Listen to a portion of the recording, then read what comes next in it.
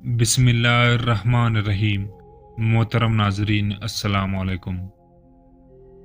एक मर्तबा मैं समंदर की सफ़र पर निकला। मुसाफिरों की कुल तादाद 30 थी और हम सब एक कश्ती पर सवार थे। हमारा सफ़र इंतहाई इत्मीनान के साथ कट रहा था कि अचानक हवा चलना शुरू हो गई और समंदर में तूफान आ गया। उस शदीद हवा और तूफानी लहरों की बास हमारी कश्ती और समंदर में मौजूद बाकी कश्तियां डोलती जाती। कश्ती की मुसाफिर उस सूरत हाल से परेशान हो गए और हर कोई अपने अपने खुदाओं को पुकारने लगा, क्योंकि किसी को कुछ समझ नहीं आ रहा था कि क्या करें। समंदर से उठने वाली लहरें एक समत की बजाय हर तरफ से कश्ती को अपनी लपेट में ले रही थी। तक आर कर मला ने भी चप्पू छोड़ दी और एक तरफ बैठ गया। अब हम में से हर किसी को यकीन हो चला था कि मौत यकीनी है। सूरज गुरूब होने को था और उसकी रोशनी आहिस्ता आहिस्ता खत्म होती जा रही थी। शाम का अंधेरा और मंजिल का कोई पता नहीं। ये भी खबर न थी कि कश्ती किस तरफ जा रही है और समंदर की लहरें अब कब तक कश्ती को सलामत रहने देंगे। उस खौफ व अरास की हालत में रात गुजर गई और सुबह की हल्की हल्की रोशनी फैलने से हर तरफ उजाला ही उजाला हो गया। कश्ती की रात भर इचकोले खाने के बाद किसी को कुछ खबर न थी कि हम कहाँ पहुंच गए हैं। फिर अगला दिन भी उसी कैफियत में गुजरा और उसी तरह रात के बाद दिन और दिन की बाद रात आती गई और हमारी कश्ती को समंदर में फंसे हुए पूरे 30 दिन गुजर गए।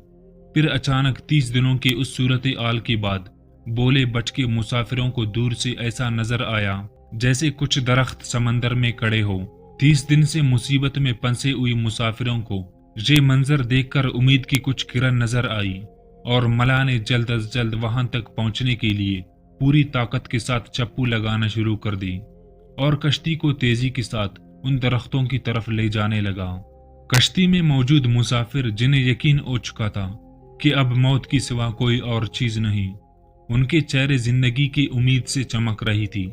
फिर कश्ती जू जू करीब होती गई और दरख्त साफ दिखाई देने लगे। मला पूरी ताकत से कश्ती चलाता रहा कि सूरज गुरूब होने से पहले पहले उन दरख्तों तक पहुंचा जाए, ताकि कहीं ऐसा ना हो कि अंधेरा हो जाने के बाहिस हम उस आखिरी उम्मीद से भी आद दो बैठें। फिर कश्ती आहिस्ता आहिस्ता उन दरख्तों की तरफ बढ़ती रही और जब दरख्त करीब हुई तो सारी मुसाफिरों को ये जानकर खुशी हुई कि समंदर में वाकई कोई जजीरा है। अभी सूरज मुकम्मल गुरूब नहीं हुआ था कि कश्ती जजीरे के किनारे पहुंच गए।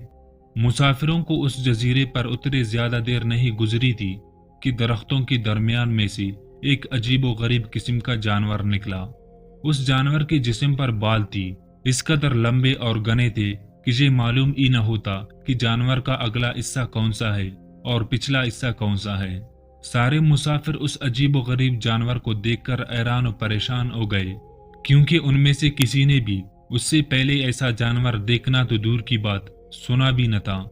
अब उस पुरइसरार जजीरे पर उसको देखकर सब परेशानी में मुब्तला हो गए। जानवर ने मुसाफिरों की ये बात सुन ली और मुसाफिर के जवाब से पहले वो जानवर खुद बोला, मैं जासूस हूँ। जानवर के इंसानों की तरह गुफ्तगू करने से तमाम मुसाफिर मजीद परेशान हो गए, क्योंकि आज तक उन्होंने किसी जानवर को इंसानी जबान में बोलते नहीं देखा था। इस तरह सब समझने लगे कि ओ ना हो ये कोई जिन है और हमारे सामने आ गया है। तुम्हारी जासूसी का मकसद क्या है और तुम किसके लिए जासूसी करते हो? एक मुसाफिर ने हिम्मत करके उससे पूछा। मैं जिसके लिए जासूसी करता हूँ उसे तुमसे मिलने का बेहद शौक है। वो तुमसे बातें करना चाहता है, लिहाजा तुम मेरे साथ चलो। ये सुनकर हम तमाम मुसाफिर हैरान और परेशान चुपचाप उसके पीछे हो गए। वो अजीबो गरीब जानवर दरख्तों के दरमियान बने हुए रास्ते से होता हुआ एक पुराने महल के सामने जा खड़ा हुआ। महल को चारों तरफ बुलंद बाला दरख्तों ने घेरा रखा था। मुसाफिरों ने वहां पहुंचकर परेशान नजरों से उसकी तरफ देखा और फिर जानवर की तरफ सवालिया नजरों से देखने लगे। जानवर फिर आगे चला और सब मुसाफिरों को एक बड़े दरवाजे से गुजारते हुए महल के अंदर ले गया। महल के अंदर दाखिल होते ही सबने देखा कि एक बहुत बड़ा शख्स जंजीरों में जकड़ा हुआ था और रिहाई के लिए कोशिश कर रहा था। हमने इससे पहले इतने बड़े कद और इतने ज्यादा रौब वाला शख्स कभी नहीं देखा था। ایک مسافر نے ہمت کر کے پوچھا، تم کون ہو؟ میں کیا ہوں اور کون ہوں یہ تم جان ہی لو گے، پہلے یہ بتاؤ کہ تم کون ہو۔ اس نے سوال کرنے والے مسافر سے پوچھا، ہم عرب قبائل اور جزام کے لوگ ہیں۔ اور ساتھ ہی اس مسافر نے اپنے ساتھ بیتی اور یہاں تک پہنچنے کی ساری داستان سنا دی۔ اس قید میں جکڑے ہوئے شخص نے کہا، ذرا مجھے نخلستان بیستان کے متعلق تو بتاؤ، ان کے متعلق کیا جاننا چاہتے ہو؟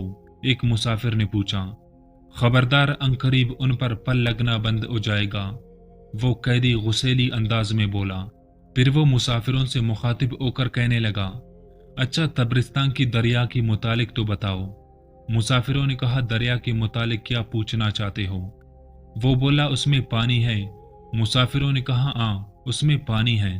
اس نے کہا، عنقریب اس کا پانی ختم ہو جائے گا۔ پھر وہ کہنے لگے، مجھے زغر کے چشمے کے متعلق تو کچھ بتاؤ، کیا پوچھنا چاہتے ہو؟ مسافروں نے پوچھا، یہی کہ اس چشمے میں پانی ہے کہ نہیں، اور اگر وہاں پانی ہے تو پھر وہاں کے لوگ چشمے کے پانی سے کھیتی باڑی کرتے ہیں۔ پھر وہ پوچھنے لگا، اچھا مجھے ذرا امیوں کی نبی محمد رسول صلی اللہ علیہ وسلم کے متعلق تو کچھ بتاؤ۔ مسافروں نے جواب دیا، انہوں نے مکہ سے اپنی دعوت کا آغاز کیا اور اب وہ مکہ سے نکل کر مدینہ میں موجود ہے۔ کیا وہ عرب کے لوگوں کے ساتھ کوئی لڑائی لڑی اور عربوں نے لڑائی میں اس کے ساتھ کیا سلوک کیا؟ قیدی نے پوچھا۔ جواب ملا، لڑائی میں وہ عربوں پر غالب رہے اور بہت سے عربوں نے تو ان کی اطاعت بھی قبول کر لی اور اب وہ خود ان کی تابعداری میں رہتے ہیں۔ یہ سنتے ہی وہ غصے سے پنکارا اور زنجیروں کو جکاڑ دیا۔ پھر مسافروں کو مخاطب کر کے بولا، اب میں تم کو اپنی متعلق بتاتا ہوں کہ میں دجال ہوں، اور تمہاری باتوں سے یہ معلوم ہوتا ہے کہ مجھے یہاں سے نکلنے کی اجازت ملے گی۔ پھر میں اس جزیرے سے نکلوں گا اور 40 دن میں ساری دنیا گھوموں گا۔ دنیا میں کوئی بستی اور گاؤں ایسا نہیں ہوگا جہاں سے میرا گزر نہ ہو۔ مکہ اور مدینے میں جانا میرے بس سے باہر ہے، مجھے وہاں جانے کی اجازت نہیں۔ میں ان دونوں شہروں میں داخل ہونے کی کوشش بھی کروں گا تو میرے آگے فرشتے رکاوٹ بن جائیں گے، ان کی ہاتھوں میں تلواریں ہوں گی اور مجھ سے لڑیں گے۔